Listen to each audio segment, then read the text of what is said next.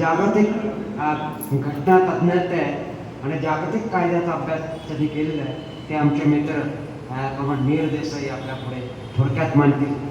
मैं मराठी समझ सकता हूँ, मराठी पढ़ सकता हूँ, मराठी बोल भी सकता हूँ, लेकिन मैं मराठी में बोल के आपको टॉर्चर नहीं करूँगा, इसलिए मैं हिंदी में बात करूँगा. सबसे पहले तो अभिनंदन. 104 साल तक जोरों से चली हुई ये क्रांतिकारी संस्था को, आइटम को, और मुझे यहाँ बुलाया. और मैं तो सीखने के लिए आया हूँ. जो मैंने अभी 2 व्याख्यान सुने उसमें काफ़ी मुझे सीखने को मिला. मैं कुछ 2-3 बातें रखूँगा अलग अलग. पहली बात तो ये कि जब कार्ल मार्क्स कैपिटल लिख रहा था,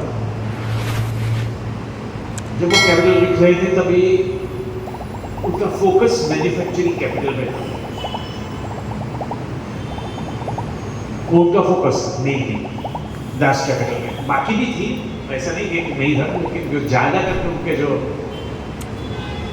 laws of capital manufacturing capital के बारे में काफ़ी ज़्यादा बात करते हैं. जब तक लेनिन के पास आते हैं या रोजा लग्जमबर्ग के पास आते हैं, तब तक फाइनेंस कैपिटल की बात भी काफ़ी बड़ी है. लेनिन ने खुद लिखा है imperialism highest stage of capitalism. उसके बाद आज की बात अगर हम देखें क्या चर्चा हो रही है दुनिया में, तो अभी क्लाउड कैपिटल की चर्चा हो रही है. टेक्नो कैपिटल की, क्लाउड कैपिटल यानी क्या कि अमेज़न कंपनी है जो दुनिया की सबसे बड़ी कंपनी में से एक है.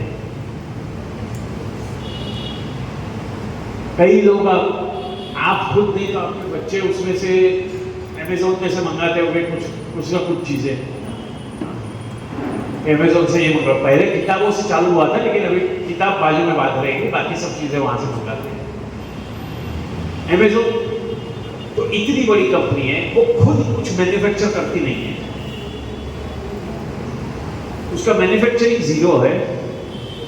वो सिर्फ अलग अलग कंपनी जिसका वो बिकती है उससे भाड़ा लेती है कि अगर मैंने कोई टीवी खरीदा अमेज़न से, तो वो टीवी कंपनी को 25% अमेज़न को देना पड़ता है.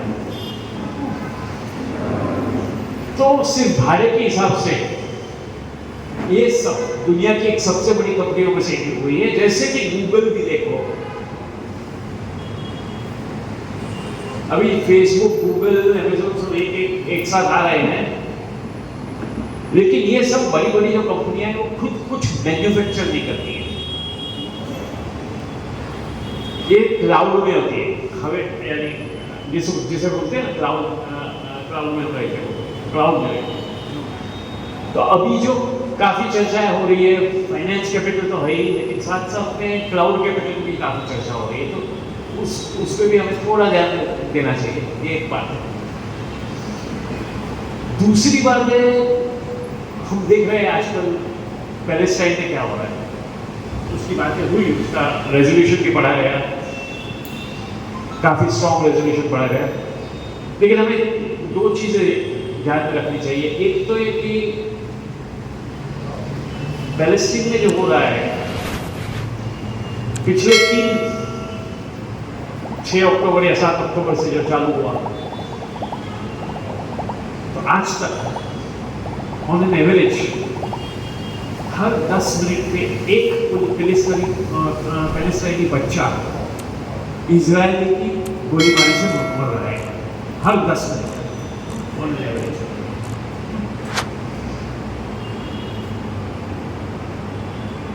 इजराइल, आप कानून की बात करें तो इजराइल नहीं कहती है कि पैलेस्टाइन उसका पार्ट है. यानी 2 चीज़ें, वेस्ट बैंक और गाजा, इजराइल भी नहीं मानती कि उसका पार्ट है, इजराइल का भाग है ऐसा नहीं मानती है, एटलीस्ट पब्लिकली। वो कहती है कि ये ऑक्यूपाइड टेरिटरी है, उनका भी कहना है कि ये ऑक्यूपाइड टेरिटरी है। तो भी अंतरराष्ट्रीय कानून क्या है ऑक्यूपाइड टेरिटरी का? अंतरराष्ट्रीय कानून ऐसा है कि अगर आप कोई प्रदेश है जिसपे आपका हक नहीं है एज अ कंट्री, वो आपके कंट्री का पार्ट नहीं है, लेकिन आपने कुछ ऑक्यूपाई किया है किसी भी वजह से, तो वो ऑक्यूपाइड टेरिटरी के आप ट्रस्टी हैं, आप ट्रस्टी है वो ऑक्यूपाइड टेरिटरी के। ऑक्यूपेशन हमेशा टेम्पररी ही होना चाहिए, अंतरराष्ट्रीय कानून के मुताबिक हमेशा टेम्पररी होना चाहिए। आपको ऑक्यूपाइड टेरिटरी को लोगों को क्या चाहिए उसके मुताबिक आपको पॉलिसीज बनानी चाहिए, और आप कभी भी अपने लोगों को वहां सेटल नहीं करवा सकते। ये ऑक्यूपाइड टेरिटरी का इंटरनेशनल लॉ, जो हर एक चीज ये लॉ की इजराइल पिछले 75 साल से वायलेट करता है, पिछले 75 साल वायलेट।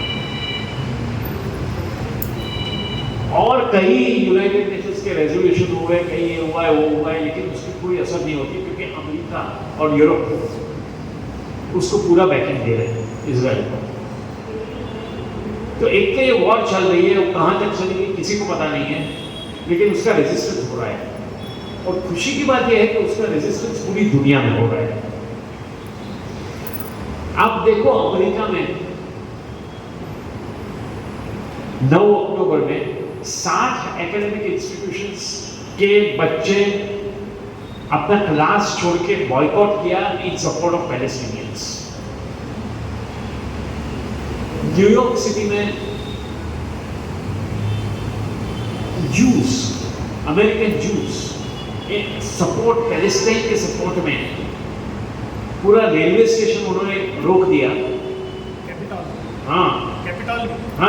और कैपिटल में भी, और 400 जूस को अरेस्ट किया। ये बातें मीडिया में नहीं आई, क्योंकि मीडिया पूरी कॉर्पोरेट मीडिया है, जैसे कि मैंने बताया मीडिया पूरी कॉर्पोरेट मीडिया है, तो ये बातें मीडिया में नहीं आती। 4 नवंबर को पूरे अमेरिका से एक बहुत बड़ी मार्च वॉशिंगटन में होने वाली है इन सपोर्ट ऑफ पैलेस्टाइन। 4 नवंबर पूरे अमेरिका से लाखों लोग आएंगे उसमें। उसी तरह से कई और देशों में हो रहा है, फ्रांस में हो रहा है, इंग्लैंड में हो रहा है, और कई देशों में, भारत में थोड़ा बहुत हो रहा है, जितना होना चाहिए उतना नहीं हो रहा है, थोड़ा बहुत हो रहा है। तो जबकि ये जो वॉर चल रही है उसमें गाजा के लोग पैलेस्टाइनियंस मर रहे हैं, उसमें तो हमें बहुत दुख है ही, लेकिन साथ में हमें ये खुशी है कि उसका प्रोटेस्ट भी इंटरनेशनल लेवल पे बहुत जोरों से चालू है, बहुत जोरों से,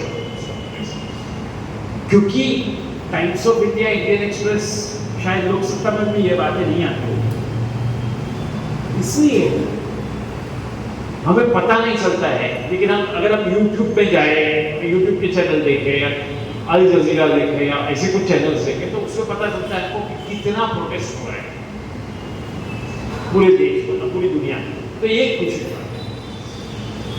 तीसरी बात जो मैं कहना चाहता था वो भारत की बात है, लेकिन दुनिया से लग के है। ये ऐसी है कि हम देख रहे हैं, जैसे पहले भी बताया कि ये पूरी दुनिया है एक राइट विंग की तरफ जा रही है, राइट विंग हो रही है पूरी दुनिया में। यानी जो पार्टीज पहले सेंट्रिस्ट थी, जैसे कि डेमोक्रेटिक पार्टी यूएसए की, या तो फिर ब्रिटेन की लेबर पार्टी, वो भी अभी एकदम राइट विंग। बाइडेन ने किस तरह से स्टेटमेंट दिए इजराइल के बारे में सबको मालूम है, तो पूरी दुनिया राइट विंग जा रही है, उसी तरह इंडिया भी राइट विंग की तरफ जा रही है। इसमें खास करके प्रभाव इकोनॉमी का यानी नियो लिबरलिज्म का है, जिसका मेन मुद्दा ये है कि राज्य जो पिछले खास करके 1930 से लेके 1980s तक, 1990s तक वेलफेयर स्टेट का जो पूरा कॉन्सेप्ट था कि राज्य का रिस्पॉन्सिबिलिटी है लोगों को एजुकेशन दे, लोगों को हेल्थ दे, लोगों को जॉब्स दे, लोगों को एम्प्लॉयमेंट दे, लोगों को खाना दे, एक वेलफेयर स्टेट का जो कॉन्सेप्ट था उसको पूरी तरह से हटा दिया गया है कि राज्य का जिम्मेवारी सिर्फ लॉ एंड ऑर्डर होगा। लॉ एंड ऑर्डर क्यों? क्योंकि जब बड़े कैपिटलिस्ट खदान के लिए लोगों को डिस्प्लेस करते हैं माइनिंग के लिए, या फिर जैसे कि पहले बताया गया कि फॉरेन से लोगों को यहाँ आके इंडस्ट्री स्थापित करनी है तो लॉज आपको अलग अलग तरह के कानून आपको डाइल्यूट करने होते हैं, कमजोर करने होते हैं, और उसके खिलाफ प्रोटेस्ट होते हैं। लोगों को डिस्प्लेस करेंगे तो प्रोटेस्ट होगा, लोगों को काम से निकालेंगे तो प्रोटेस्ट होगा। तो कैपिटलिस्ट ने राज्य को बता दिया है कि बाकी सब में आप पढ़ो मत, आप सिर्फ ये कंट्रोल करो, डिसेंट को कंट्रोल करो, प्रोटेस्ट को कंट्रोल करो। और उस बात में हमारी जो सरकार है वो बहुत माहिर है, क्योंकि अगर आप देखेंगे कि पिछले 10 साल में खास करके जो भी सरकार, जब सरकार होती है तो जिसको बोलते हैं कि अकाउंटेबिलिटी इंस्टीट्यूशन होते हैं, इस सरकार को कंट्रोल में कैसे रखे, वो अपने संविधान में भी लिखा है और कई कानूनों में भी लिखा है कि सरकार को कैसे कंट्रोल करेंगे। तो जैसे कि सरकार को कंट्रोल करने का एक महीना है पार्लियामेंट, कि पार्लियामेंट में सरकार कंट्रोल में रहेगी, पार्लियामेंट से तो पार्लियामेंट का पूरा महत्व ही ये सरकार ने खत्म कर दिया है 2-3 चीजों से। पहली बात तो ये कि कुछ भी कानून आप मनी बिल के आधार में पास कर दो, मनी बिल के हिसाब से पास कर दो। यानी मनी बिल होता है तो मनी बिल में क्या होता है कि आपको राज्यसभा का अप्रूवल नहीं चाहिए, सिर्फ लोकसभा का चलेगा, राज्यसभा का महत्व पूरा खत्म हो जाता है। कोई भी कानून जैसे कि आधार, अभी आधार का और मनी का कोई संबंध नहीं, लेकिन फिर भी मनी बिल के हिसाब से पास कर दिया क्योंकि तभी राज्यसभा में मेजॉरिटी नहीं थी। तो पहली बात तो राज्यसभा का महत्व खत्म कर दिया। दूसरी बात, लीडर ऑफ ऑपोजिशन का महत्व खत्म कर दिया। यानी क्या किया लीडर ऑफ ऑपोजिशन? कई चीजों में वो कई सिलेक्शंस में, कई अपॉइंटमेंट्स में लीडर ऑफ ऑपोजिशन का महत्व रखता है। जैसे कि controller and accountant general of India है, सबसे बड़ा ऑडिटर है इंडिया का, गवर्नमेंट का अकाउंट्स ऑडिट करता है, उसका अपॉइंटमेंट हो, सीबीआई के हेड का अपॉइंटमेंट हो, इलेक्शन कमीशन का अपॉइंटमेंट हो, जो बहुत महत्वपूर्ण एरिया है, वो सब जो अपॉइंटमेंट है उसमें 3 लोग होते हैं या 3 लोग होते हैं, उसमें से एक लीडर ऑफ अपोजिशन होता है। अभी इन्होंने निकाला गवर्नमेंट मोदी ने कि अनलेस आपके पास 10% सीट्स नहीं हो तब तक आपको लीडर ऑफ ऑपोजिशन के का पद नहीं मिलेगा। तो अभी कांग्रेस जो लार्जेस्ट पार्टी है आज की आफ्टर बीजेपी, उसके पास 10% है, 10% नहीं है। तो उसे बोला कि लीडर ऑफ ऑपोजिशन आपको नहीं मानेंगे तो मैं और लॉ मिनिस्टर वो मिलके या मैं और होम मिनिस्टर वो मिलकर तय करेंगे, सीधी बात। तो इसका भी महत्व निकाल दिया। तो पार्लियामेंट का जो महत्व है वो पूरी तरह से उन्होंने कमजोर कर दिया। पार्लियामेंट के क्वेश्चन आवर्स निकाल दिए हैं, वो सब किया। दूसरी बात, इलेक्शन कमीशन जो कंट्रोल करता है, इलेक्शन कमीशन ने सुप्रीम कोर्ट ने निकाल दिया, डिसीजन दिया कि इलेक्शन कमीशन का अपॉइंटमेंट है उसमें चीफ जस्टिस ऑफ इंडिया होना चाहिए। 3 मेंबर में से एक chief justice of India already. तो इन्होंने कानून पास किया कि नहीं, चीफ जस्टिस नहीं होगा, होम मिनिस्टर होगा। हाँ, तो इलेक्शन कमीशन का appointment chief justice of India को निकाल दिया, उसको लगा दिया। कानून पास कर दिया, अभी वो चैलेंज होगा और अपनी सुप्रीम कोर्ट भी खास कुछ बहुत अच्छी है ऐसा समझना जरूरी नहीं है उसके, क्योंकि जो कंट्रोल कर सकती है एग्जीक्यूटिव को, वो एक कंट्रोल जो होता है वो कोर्ट का होता है। तो कोर्ट को किस तरह कमजोर किया जाए, और कोर्ट कमजोर होती जा रही है। हर एक के कुछ ना कुछ गबले होते हैं, जजेस है गबले है, वो ये लोग को मालूम होते हैं, उसके आधार से कुछ ना कुछ होता है। कभी कभी जजेस के गबले नहीं भी होते, फिर भी वो बोलते कि अभी ये राज्य मोदी साहब बहुत अच्छे हैं, उनके लिए कुछ करेंगे। कुछ लोग तो बोलते हैं कि मोदी भगवान है, जजेस। तो जुडिशरी भी बहुत कमजोर हो गई है। तो सवाल आ जाता है पॉलिटिकल पार्टीज का, कि पॉलिटिकल पार्टीज जो ऑपोजिशन होती है, तो ऑपोजिशन के ऊपर तो आप पीएमएलए लगा दो, prevention of money laundering act पकड़ के लगा दो। अभी आपको मनीष सिसोदिया अच्छा लगे या न लगे,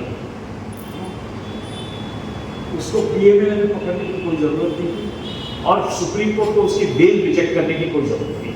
तो बेल, क्योंकि ये आप मैसेज भेजती है सरकार कि आप किसी को भी पकड़ो, किसी को भी अंदर डालो, हम कोर्ट बीच में नहीं आएंगे। ये मैसेज जाता है किसको? गवर्नमेंट। आप करो, हम बोलेंगे कि हमारा हृदय बहुत कांप रहा है वगैरह वगैरह, लेकिन हम करेंगे नहीं कुछ। तो पॉलिटिकल पार्टीज, ट्रेड यूनियंस, अभी नए 4 लेबर कोड आ रहे हैं, वो तो पता ही है आपको किस तरह से, उसकी मैं बात करूंगा ही नहीं, मैं जिल्लत नहीं करूंगा कि ट्रेड यूनियंस के सामने मैं लेबर कोड की बात करूं। आप सबको पता है क्या प्रॉब्लम है।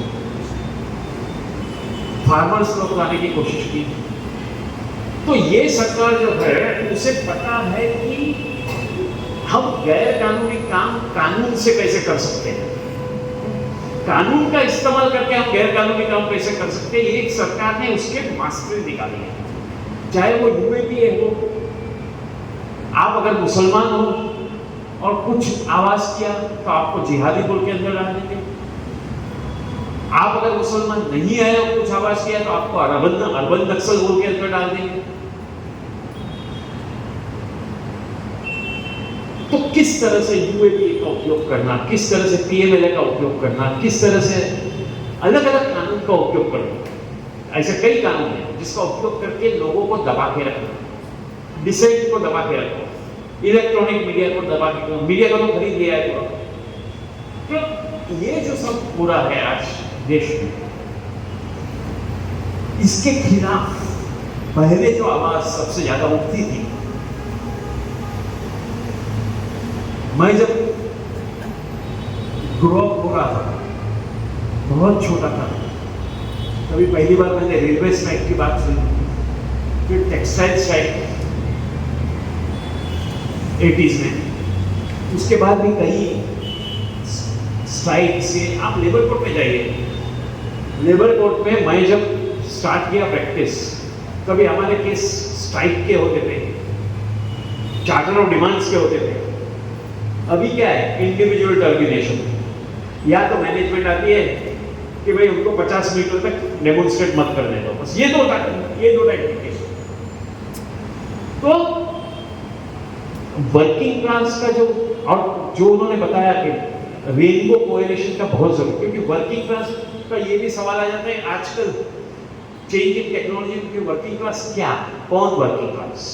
Hawkers working class, self employed maids है, डोमेस्टिक वर्कर्स का कानून भी है, मेड्स वर्किंग क्लास, कौन हम वर्किंग क्लास। लेकिन वो वर्किंग क्लास को इस तरह से तोड़ा गया है, और जैसे उन्होंने बताया कि परमानेंसी का तो पूरा हटा दिया है, गवर्नमेंट एम्प्लॉयमेंट को बहुत कम कर दिया है। गवर्नमेंट में भी कॉन्ट्रैक्ट एम्प्लॉइज लेते हैं। पूरी रेजोल्यूशन महाराष्ट्र गवर्नमेंट का ही था, अभी कुछ विड्रॉ किया प्रोटेस्ट की वजह से, कि सब गवर्नमेंट डिपार्टमेंट में सिर्फ कॉन्ट्रैक्ट एम्प्लॉइज लेंगे। उससे क्या होता है? एक तो परमानेंसी नहीं मिलती, दूसरा रिजर्वेशन पूरा चला जाता है, रिजर्वेशन खत्म हो जाता है, क्योंकि कॉन्ट्रैक्ट एम्प्लॉयमेंट में आपको रिजर्वेशन लाने की जरूरत नहीं है। तो दलितों को बाहर, तो इस तरह से जो हो रहा है पूरे देश में, उसको वर्किंग क्लास के ऊपर पूरा इम्पैक्ट है। वर्किंग क्लास को एकदम डिसिपेट करने की कोशिश हो रही है कि वर्किंग क्लास को किस तरह से ब्रेकअप करें ताकि वो यूनियनाइज ना हो, ताकि वो यूनियंस में ना आ सके।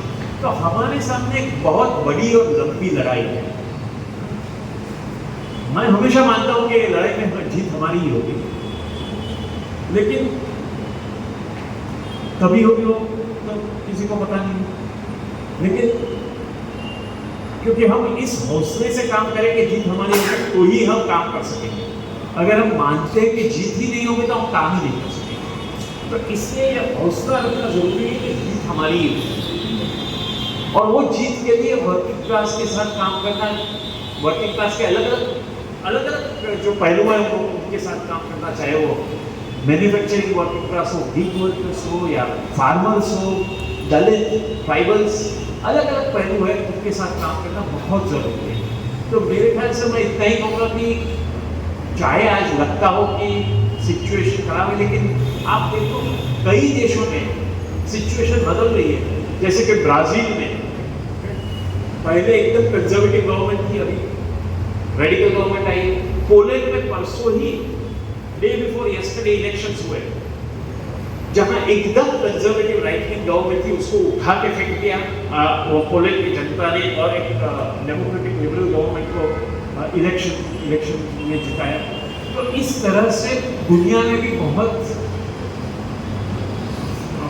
फेरफार हो रहे हैं, और हमें यही कोशिश करनी चाहिए कि भारत में यही फेरफार लाए। Thank you very much. इस वीडियो को लाइक करें, हमारे चैनल को सब्सक्राइब करें और बेल आइकन जरूर प्रेस करें।